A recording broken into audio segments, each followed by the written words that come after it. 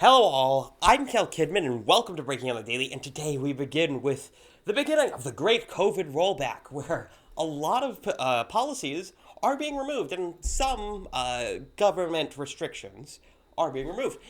Primarily in this case, with Texas and Mississippi removing their mask mandates and a number of other things.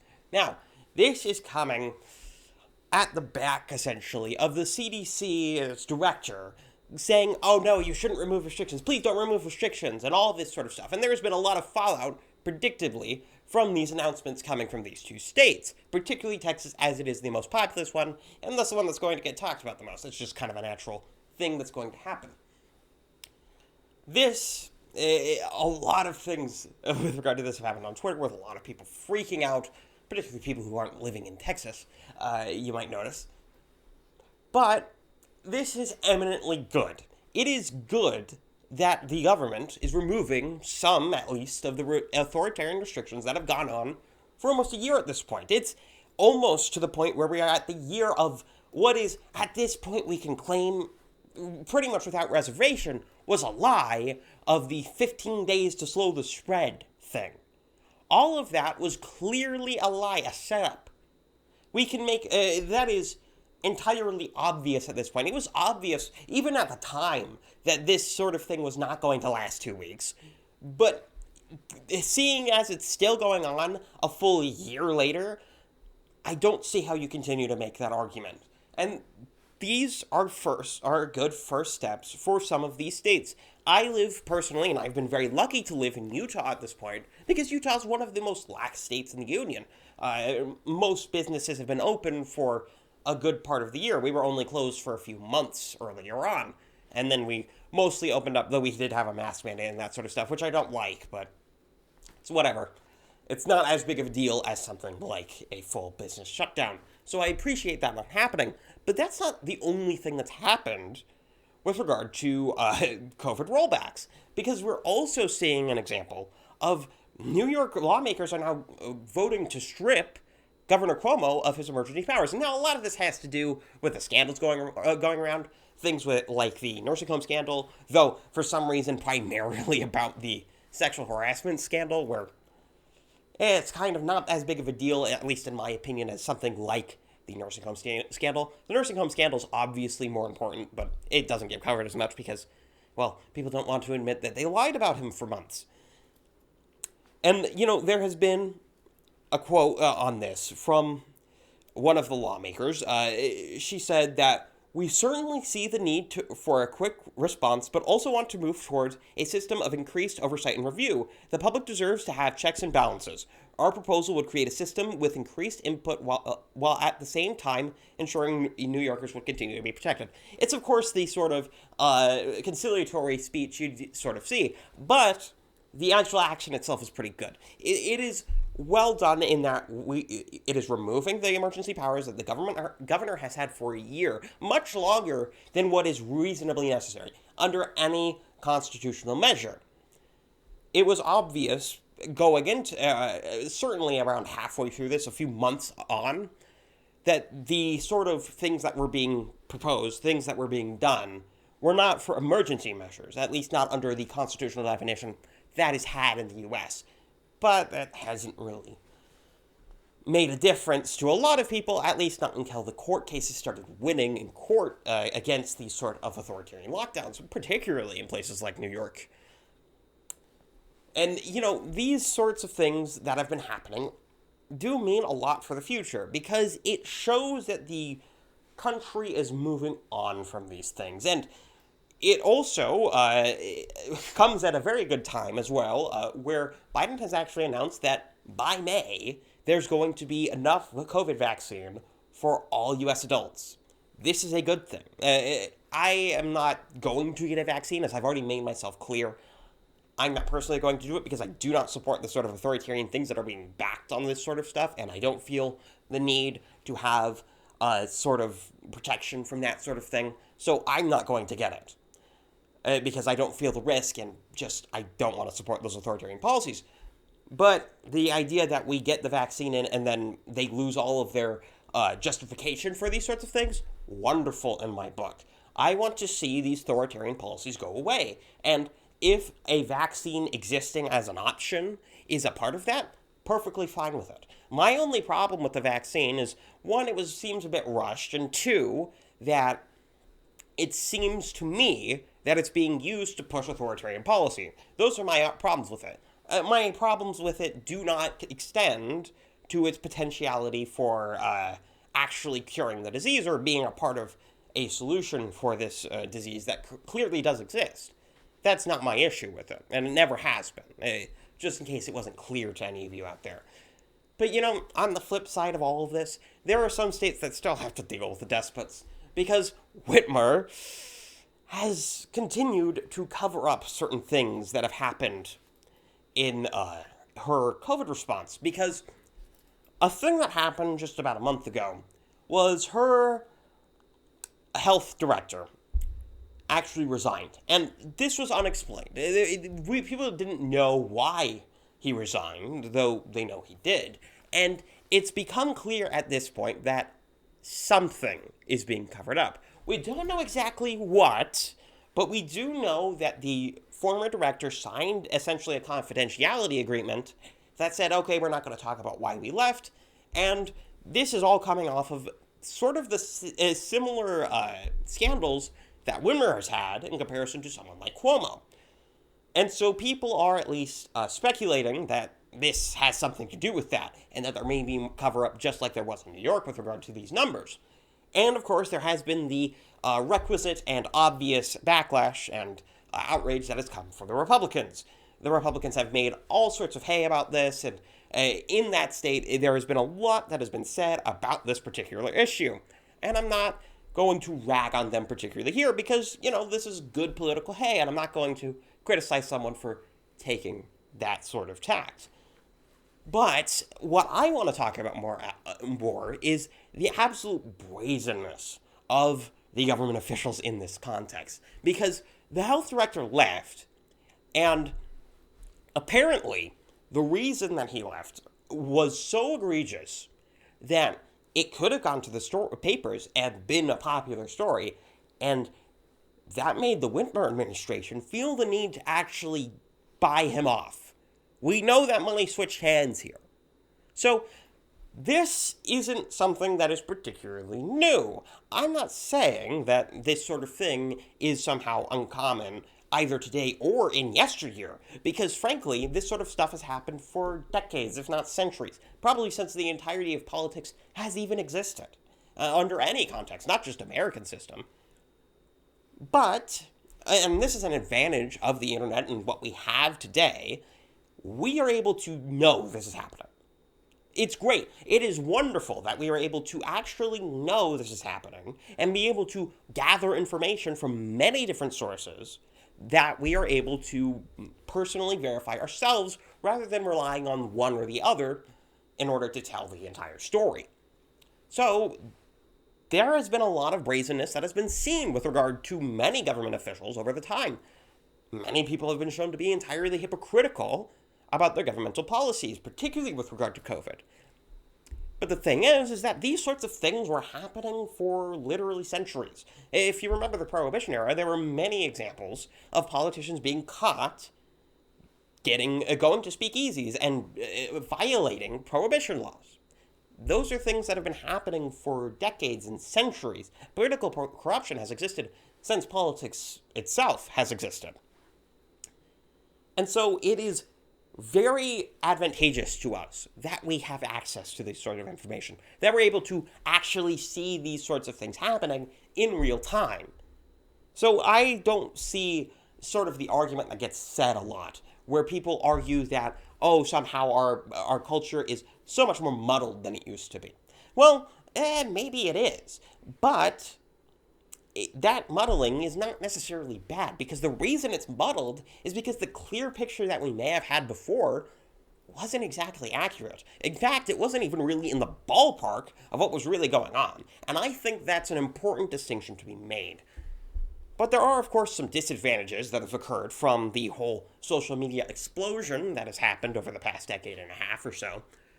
And one of the major ones is cancel culture. And a cancel culture update that has happened is Dr. Seuss is now getting canceled, with 6 of his books no longer being published, and him being removed from a Read Across America Day statement from the White House.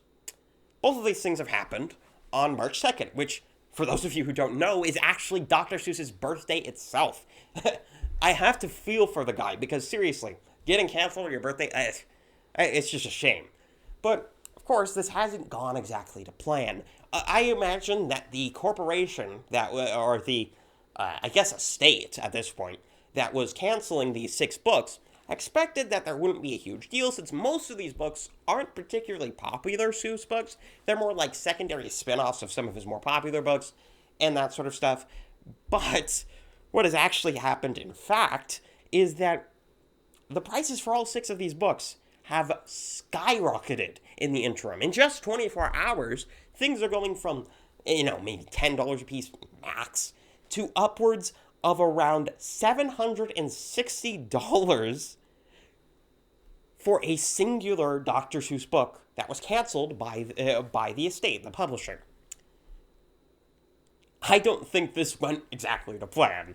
So, I don't expect this sort of thing to actually stay. I feel like a lot of this is going to go away, and Dr. Seuss's 6 books that were that are right now, at least, being unpublished, will be published again. The reason being is that I imagine, especially based on the statement that the company made, where they talked about how, we spoke to experts on the subject and decided on this sort of stuff.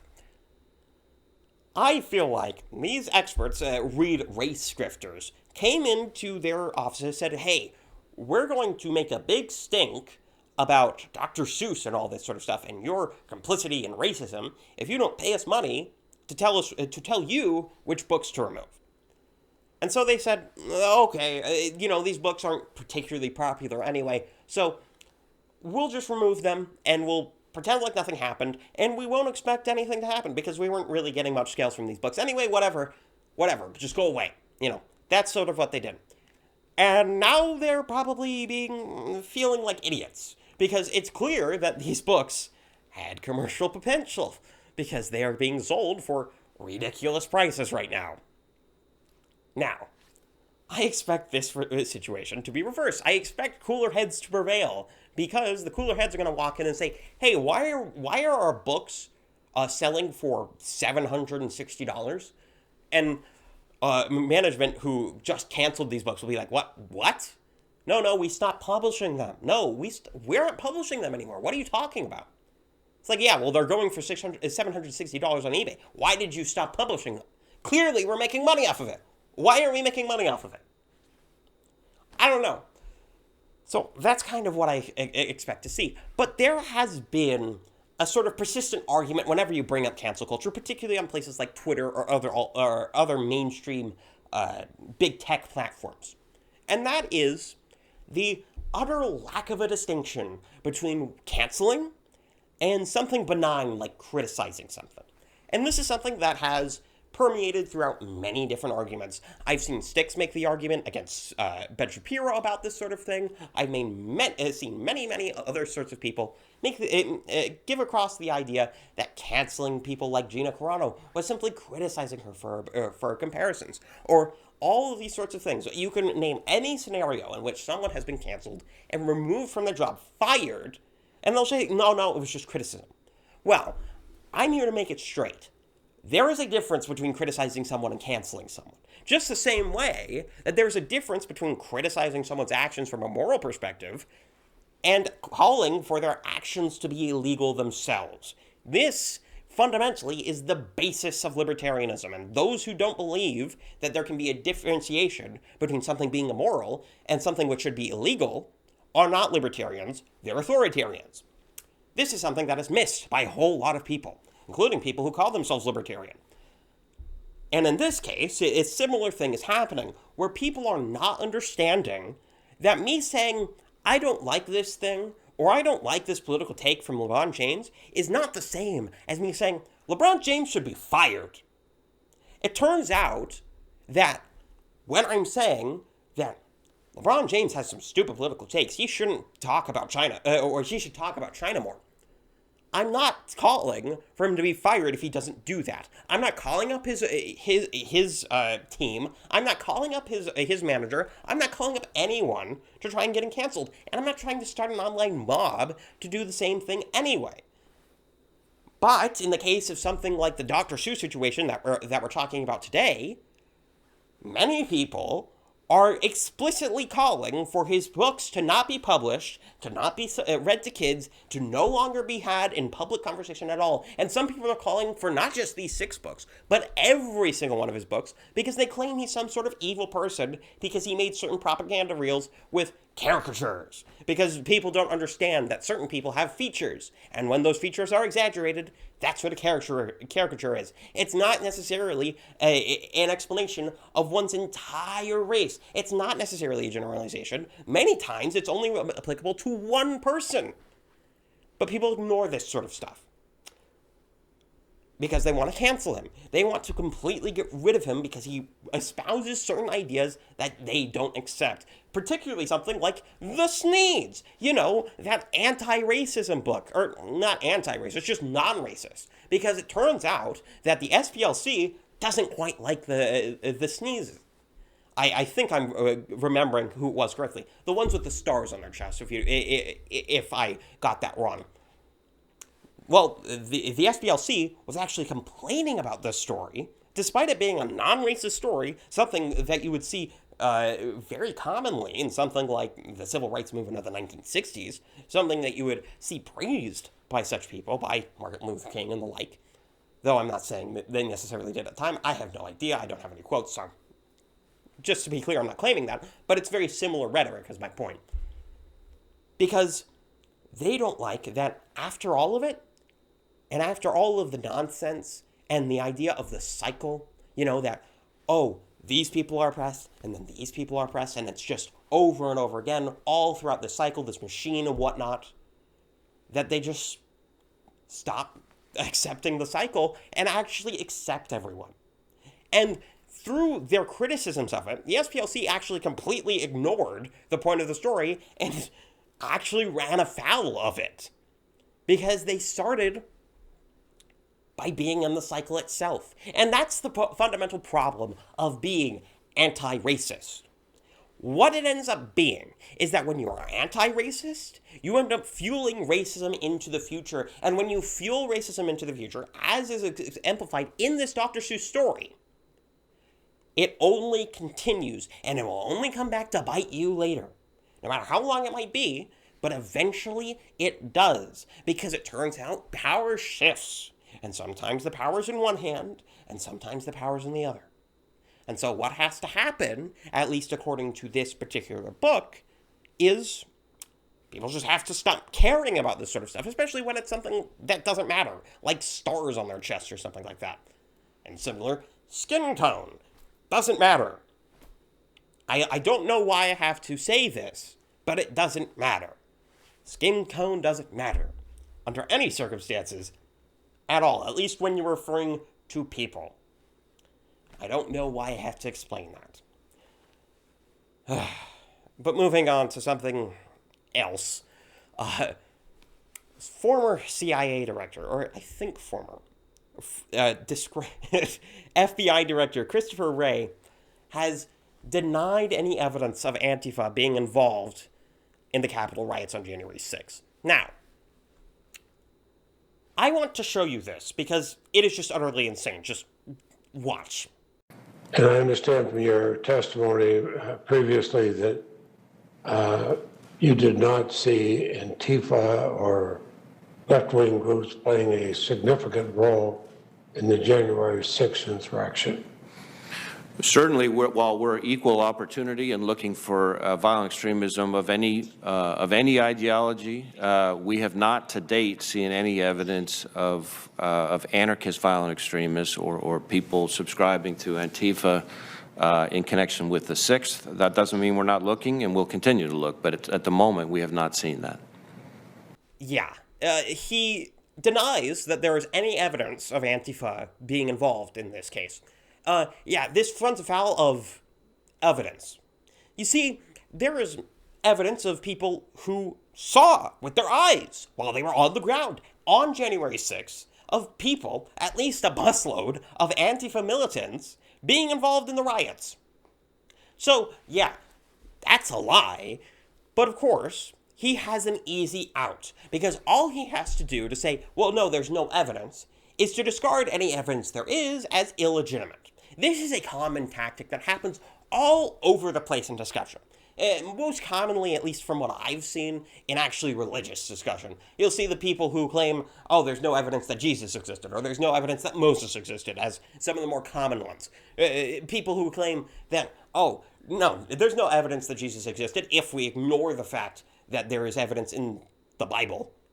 If we just ignore all the evidence that he existed, there's no evidence he existed. We also have to ignore the fact that no one made this criticism until 2,000 years after he was dead, despite the fact that many of the actual writings that we have, which are evidence of his existence, were made within living memory of his life, meaning that if anyone wished to disprove these sorts of things, all they would have to do is say, this guy never existed.